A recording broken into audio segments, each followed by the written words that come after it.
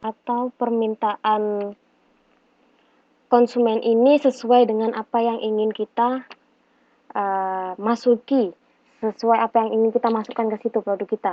Gak hanya seperti itu, tapi juga dilihat ada produsen-produsen lainkah yang sudah memasuki pasar itu. Ini juga harus dipertimbangkan. Jadi gak hanya, jangan berpikir bahwa hanya kita yang melakukan strategi seperti ini, tapi juga ada banyak produsen lain yang akan melakukan strategi yang seperti ini. Mereka juga mensegmentasi pasar, menentukan target. Jadi dalam satu target pun akan ada banyak pesaingnya kita. Ini yang juga harus kita pertimbangkan. Ketika satu target itu yang sedemikian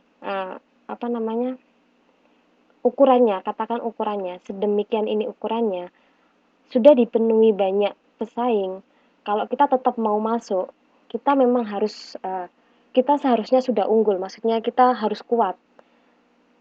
Karena apa? Di sini ada banyak pesaing, dan kita harus memperhatikan kekuatan kita sendiri. Dan jangan sampai pula kita memilih target yang kecil meskipun pesaingnya kecil, tapi kita juga harus lihat daya beli masyarakatnya bagaimana. Jadi semua ini harus dipertimbangkan. Oke, seperti contohnya di buku, di modulnya, ini ada contoh, tapi akan saya berikan contoh lain yang kalian sudah familiar. Ya, itu salah satunya melihat kebutuhan masyarakatnya. Jadi di sini, kalau contoh di buku kan tentang pasta gigi ya, saya kasih contoh HP. Nah, ketika kita ingin memproduksi produk baru atau HP baru, kita harus mengetahui keinginan masyarakat atau keinginan konsumen untuk HP yang selanjutnya itu yang bagaimana. Atau jangan HP lah, terlalu besar itu nanti, terlalu luas. Operator aja, operator telepon, entah M3, entah Simpati dan lain sebagainya. Di Indo, karena di sini saya nggak tahu banyak soal operator telepon di sini. Jadi kita harus tahu konsumen itu menginginkan layanan untuk operator telepon itu yang bagaimana. Sekarang kan sudah zamannya smartphone, sudah zamannya kita bersosialisasi lewat media online.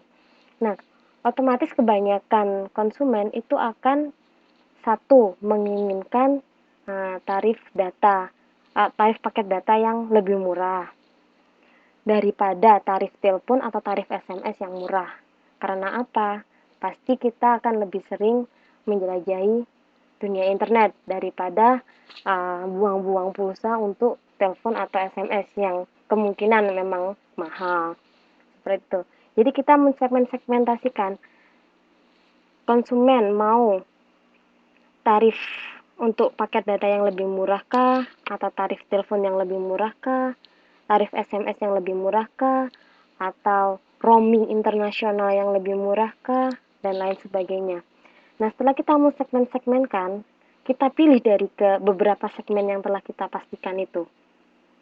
Kalau yang untuk saat ini, pasti akan lebih banyak dipilih tarif untuk paket data yang lebih murah, karena sudah zamannya yang seperti itu.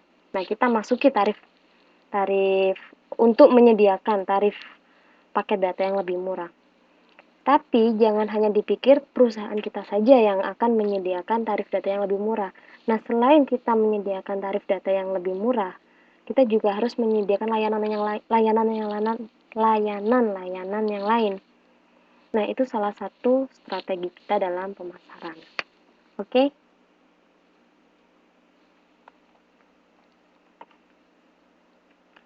Selanjutnya, untuk dasar-dasar segmentasi. Ketika kita melakukan segmentasi, kita harus memperhatikan karakteristik dari konsumen. Nah, di sini ada 5 karakteristik konsumen. Bisa dilihat juga di modulnya. Untuk yang pertama, kita memperhatikan karakteristik konsumen berdasarkan demografiknya. Demografik itu seperti apa? Demografik itu lebih ditujukan pada statistik populasi yang dapat diukur. Kenapa demografik dari konsumen itu penting? Karena itu merupakan salah satu cara yang termudah dan termurah untuk didapatkan informasinya. Karena apa? Statistik populasi bisa kita dapatkan dari badan statistik atau badan pusat statistik di tiap-tiap daerah. Nah, apa sajakah karakteristik konsumen yang berdasarkan demografik itu?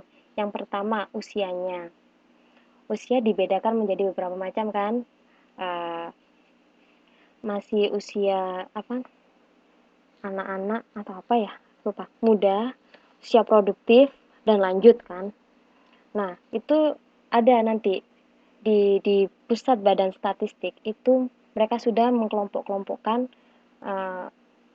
populasi, mengkelompok-kelompokkan masyarakat usianya berdasarkan kategori-kategori tersebut. Bukan yang itu, bukan dini, muda, dewasa, lanjut. Ada produktif, ada. Karena itu juga akan dijadikan patokan untuk tenaga kerja, untuk menentukan tenaga kerja, apakah dia masih produktif atau sudah lanjut, seperti itu. Nah, yang kedua adalah gender, apakah dia laki-laki atau perempuan.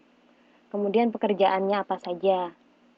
Kemudian tingkat pendidikannya, SD, SMP, SMA, dan lain sebagainya. Kemudian kelas sosial. Nah, kelas sosial ini kalau sosial ekonomi itu kemungkinan kita masih punya ya, tapi kalau untuk kelas sosial yang seperti di Bali itu ya hanya ada di Bali dan di daerah-daerah yang masih menganut strata-strata. Nah, kelas sosial di sini sosial ekonominya dan juga tingkat pendapatannya. Tingkat pendapatan ini nanti akan disesuaikan dengan pekerjaannya itu tadi. Pekerjaannya apa dan tingkat pendapatannya berapa. Seperti itu. Nah, seperti yang ada di modul bisa dilihat, ada contohnya di tabel 4.1 kelompok sosial ekonomi. Di situ ada kelas sosial dari A hingga E, A, B, C1, C2, D, dan E. Di situ ada status sosialnya, sudah dijelaskan tiap-tiap status sosial itu memiliki kedudukan untuk pekerjaan penduduknya sendiri-sendiri. Seperti untuk kelas menengah atas, dia ada manajer, administrator, sama profesional dan lain sebagainya, seperti itu.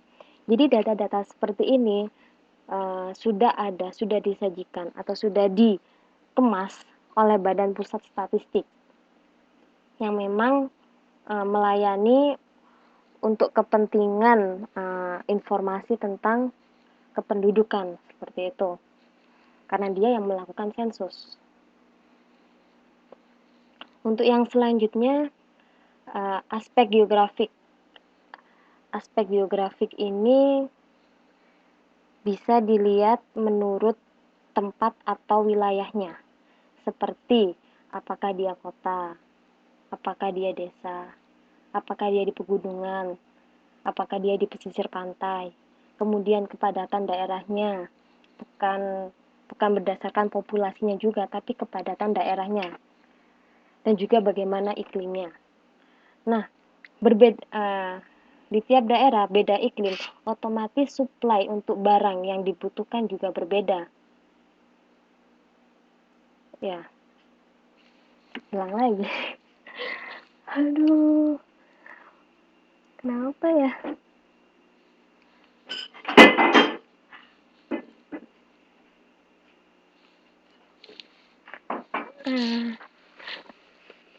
Koneksinya. Maaf, koneksi hilang lagi. Jadi, katakan di antara Bandung dan mana ya kota yang panas? Antara Bandung dan Kalimantan yang dilalui garis khatulistiwa. Bandung kan dingin, sedangkan Kalimantan atau daerah yang dilalui khatulistiwa kan panas. Nah, untuk pakaian atau jaket yang tebal-tebal, itu ketika kita jual di Bandung, itu akan laris.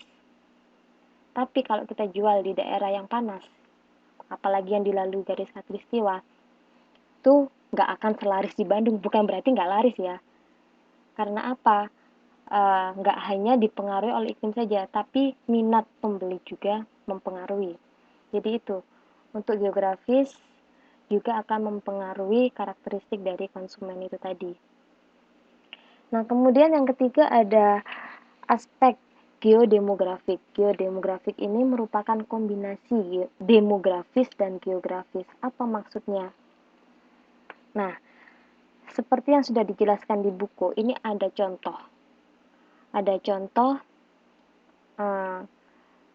terdapat hubungan antara tipe perumahan dan perilaku pembelian.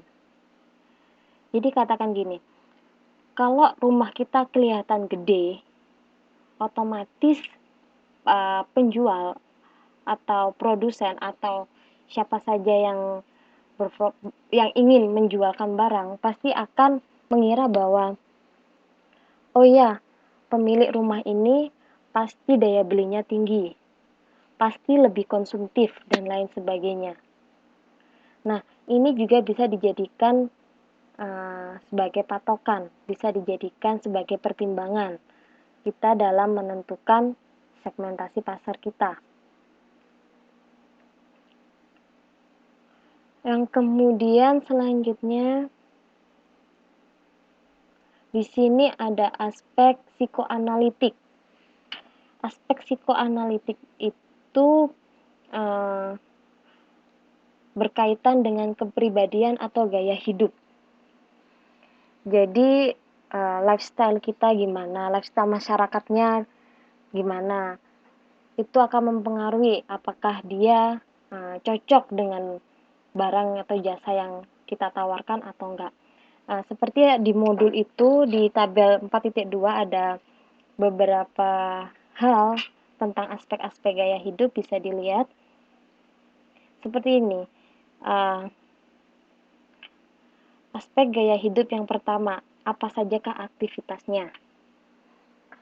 Kemudian apa sajakah yang dia perhatikan? Apa sajakah yang menjadi perhatian dari konsumen itu?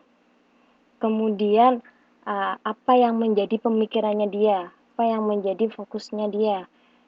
Dan juga bagaimana demografiknya.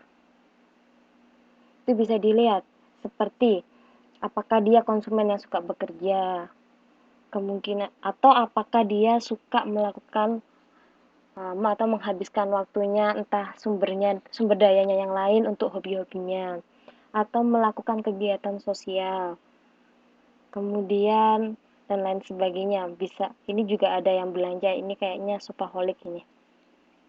Dan kemudian apa yang menjadi fokusnya dia juga bisa dipertimbangkan, apakah dia memfokuskan diri pada keluarga, apakah dia memfokuskan diri pada sosialnya, atau dia memfokuskan diri pada dirinya sendiri, seperti itu. Ini bisa dipertimbangkan juga dan lain sebagainya. Dari sini apakah ada yang ingin ditanyakan?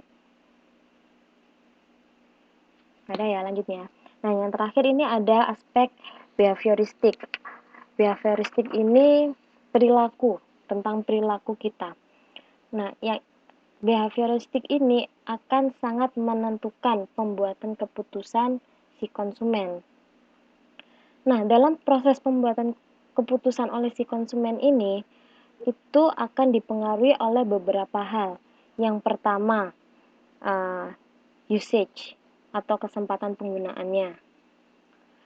Apa yang dimaksud dengan kesempatan penggunaannya? Ini apakah si konsumen itu saat kita mengenalkan barang kita, saat kita menjajakan barang kita, apakah dia sedang membutuhkan barang atau jasa yang kita produksi, apakah dia ingin memakainya atau enggak. Nah, berdasarkan kegunaannya dia, kesempatan menggunakannya. Nah, yang kedua adalah benefit atau manfaat. Nah, ini mengacu pada konsumen yang membeli suatu produk dan mereka mendapatkan pelayanan yang memuaskan atas kebutuhan yang diinginkan. Jadi, konsumen akan membeli suatu produk nggak hanya karena produk itu sendiri, tapi juga layanan setelah membeli produk. Katakan kita membeli barang elektronik. Nah, kalau kita hanya disuguhi, hanya membeli saja, tapi pada akhirnya karena dia adalah barang elektronik itu bukan